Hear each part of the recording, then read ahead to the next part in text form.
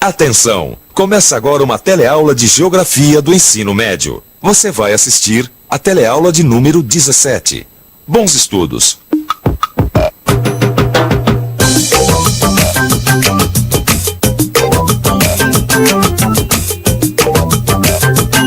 Olha só onde eu tô, no Jardim Botânico de São Paulo. Eu adoro ficar andando por aqui e observar a natureza. Aliás, eu adoro a natureza. E é por esse motivo e por outros também que eu sempre quis ser geógrafa. Aqui nesse bosque a gente percebe que existe uma relação complexa entre os processos físicos, biológicos e humanos. A gente percebe que todos os elementos dessa paisagem se relacionam. Na teleaula de hoje você vai ver que os sistemas ecológicos são subconjuntos da biosfera e os geossistemas são unidades de estudo geográfico que relacionam os componentes naturais e sociais das diferentes paisagens. O bosque é um conjunto de sistemas integrados. Um elemento depende do outro e todos estão ligados. Nessa teleaula que está começando agora, você vai ver como que a geografia tem se apoiado na ecologia para entender as relações que existem dentro das paisagens e entre todas elas.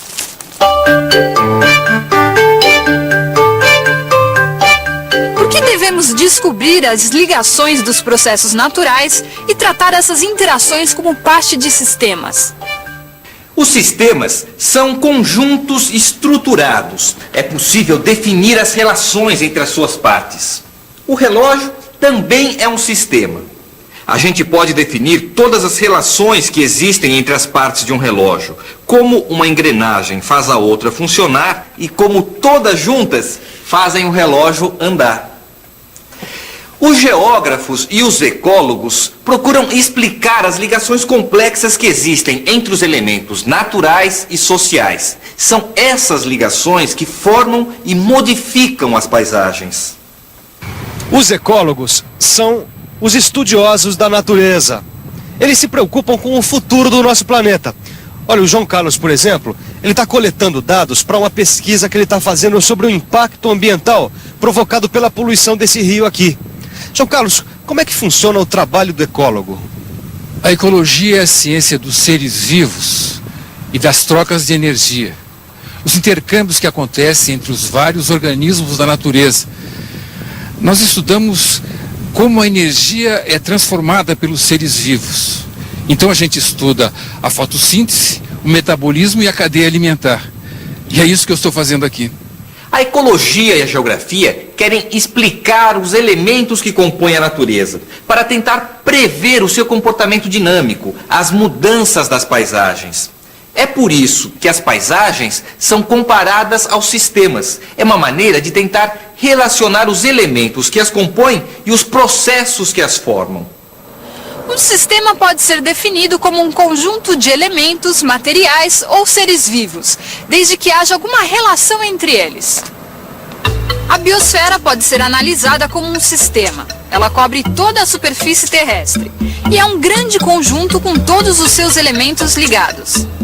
E nesse conjunto enorme existem várias interações entre suas diferentes partes. São subconjuntos que estão ligados entre si. Eles têm uma dinâmica própria e características particulares. Esses subconjuntos da biosfera são chamados de sistemas ecológicos ou ecossistemas. Quer dizer, são unidades de análise, com os limites definidos pelo pesquisador. Pode ser esse jardim botânico inteiro, ou então esse lago, ou até mesmo uma dessas árvores. Então, essa árvore faz parte do sistema ecológico. Para a ecologia, o lugar representa apenas um suporte para os fenômenos biológicos. É o biótopo, o lugar da vida. Quer dizer, os ecólogos consideram o lugar só como uma das partes do ecossistema. Na geografia é diferente. O biótopo se destaca pela sua importância. Um dos fatores que mais influenciam na formação dos biótopos é o relevo. É por isso que o estudo das formas do relevo, a geomorfologia, se desenvolveu mais do que outros ramos da geografia físico-natural. Desde 1970, nós, geógrafos, temos atualizado nossos estudos da natureza. Nós estamos incorporando os ecossistemas em nossas análises. Mas, na perspectiva geográfica, o meio natural não é visto somente por seus componentes biológicos. O meio natural deve ser definido por suas dimensões, isto é, sua extensão. Para a geografia, um deserto grande e um deserto pequeno, apesar de ambos serem desertos, são meios diferentes. Assim como uma ilha grande e outra pequena, também são diferentes. As formas da paisagem, a sua configuração também é essencial. É a maneira que a gente tem para avaliar sua simetria, regularidade, espessura e orientação. Quer dizer, a partir da sua configuração, a gente pode observar a quantidade de plantas e de árvores, como elas estão dispostas e de que tipo são. E o terceiro fator de identificação de um meio natural é a sua localização. Cada paisagem é diferente. Cada uma depende da sua localização na esfera terrestre, na geosfera. Assim, as nascentes de um rio têm características bem diferentes de sua embocadura junto ao mar. Os meios naturais são definidos de acordo com as relações entre outros meios vizinhos.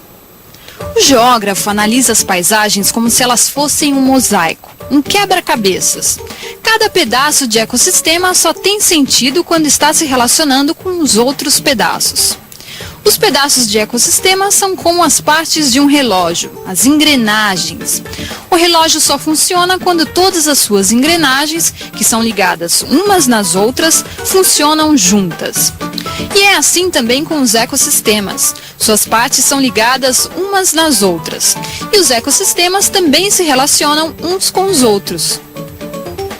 Uma floresta equatorial numa ilha não faz parte do mesmo meio natural que uma floresta equatorial na faixa costeira. Nenhuma floresta em cima de uma montanha é a mesma que uma outra no interior do continente. São as características de cada paisagem que aparecem em sua fisionomia. É o que faz uma ser diferente da outra.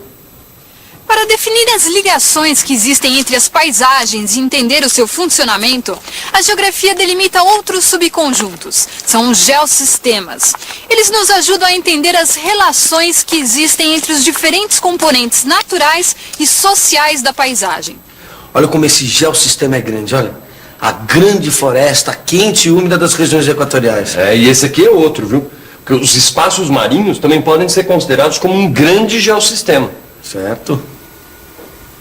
Podemos distinguir geossistemas menores quando consideramos uma extensão mais reduzida. Quer dizer, quando a gente destaca uma área menor. Esses espaços de dimensões menores são geótopos, o lugar na Terra. O geótopo pode ser um bosque, um campo plantado ou uma pequena cidade, se esses são os objetos da minha análise. Os lugares passam a ser geótopos quando estão sendo estudados. O mais importante é a gente ter consciência de que qualquer alteração ou transformação de um dos elementos dos geótopos pode provocar mudanças em todo o sistema. Quer dizer, se acontece alguma destruição no componente menor, isso pode afetar a estabilidade da paisagem global. A paisagem global pode ser afetada de várias maneiras. A enorme poluição nas grandes cidades e nos centros industriais acaba transformando a paisagem de boa parte do mundo. A exploração biológica dos geossistemas, quer dizer, a maneira como os seres vivos utilizam os recursos naturais, deve ser feita de acordo com o potencial ecológico do meio natural. Os meios naturais devem ser utilizados de uma maneira inteligente. Em cada geossistema, os recursos dependem do meio natural, do relevo, do clima e da distribuição de água. É o potencial ecológico que deve ter a sua vegetação, o solo e a fauna explorados de maneira equilibrada. A ação humana, também chamada de ação antrópica, é fundamental nos geossistemas. Somos nós que estabelecemos a relação mais importante entre o potencial ecológico e a exploração biológica. E é por isso que nós temos que fazer uma análise integrada entre a natureza e a sociedade humana. A classificação em geossistemas ajuda a compreender os processos que ocorrem na superfície da Terra. E o seu estudo engloba fatores econômicos e sociais. Você vê, Gil, os fatores econômicos e sociais mudaram o mapa da Rússia. Aquela grande União Soviética que a gente conhecia virou um monte de países divididos. Não, e o pior é que eles continuam brigando e se destruindo, né? É o cúmulo. O ser humano já mudou muito a paisagem da Terra, viu? Oh. A ecologia das paisagens, ou a geoecologia, é um novo ramo do conhecimento que vem se desenvolvendo muito nos últimos anos. É um estudo integrado das condições naturais e sociais. Para decifrar as ligações complexas que existem entre as paisagens e dentro de cada uma delas, os seres humanos e suas atividades são elementos da maior importância. As grandes cidades mundiais mostram bem como a ação humana pode alterar as condições naturais. Mas não é só isso. As metrópoles são também centros de inovação. Do ponto de vista da ecologia das ideias e da cultura, a metrópole é a essência do meio técnico inovador. O lugar aonde nascem as ideias de proteção da natureza e todas as suas espécies. É muito fácil definir uma metrópole como cidade grande de funções múltiplas, que com uma estrutura urbana bem caracterizada, metrópole central, metrópole intermediária, metrópole externa, fatos que podem ser observados em qualquer grande cidade brasileira. Mas, via de regra, a gente esquece de falar do papel da metrópole em termos culturais, em termos de sua influência vitalizadora, potencializadora do processo civilizatório.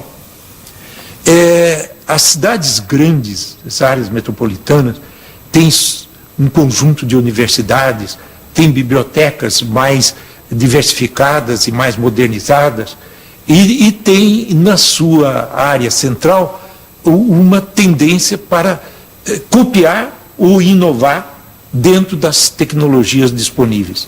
São Paulo, por exemplo, tem uma avenida no espigão central que divide os dois vales do Tietê e do Pinheiros, que não fica nada a dever a nenhuma avenida do mundo, né? Só que o significado social e econômico dessa avenida significa mundialização.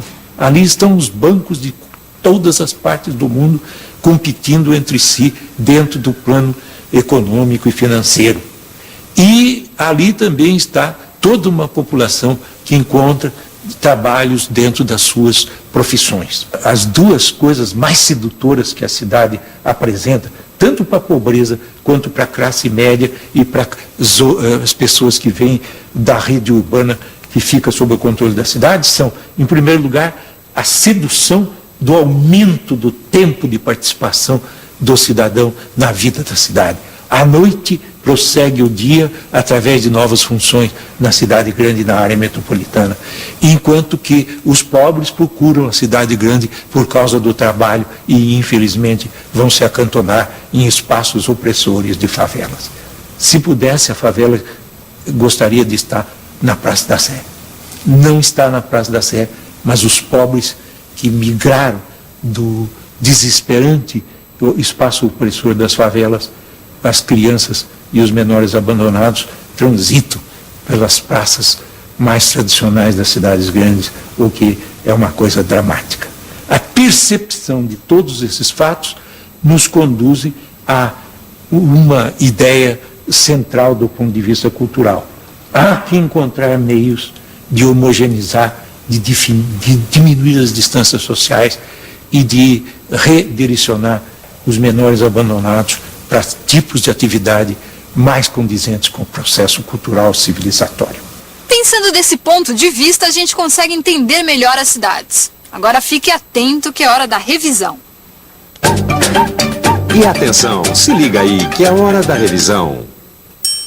Na teleaula de hoje, você viu que sistema é um conjunto de elementos, materiais ou seres vivos, se podemos encontrar ou definir alguma relação entre eles. Aprendeu que os sistemas ecológicos ou ecossistemas são subconjuntos da biosfera. Eles estão em contato entre si e foram definidos a partir das relações entre os seus seres vivos.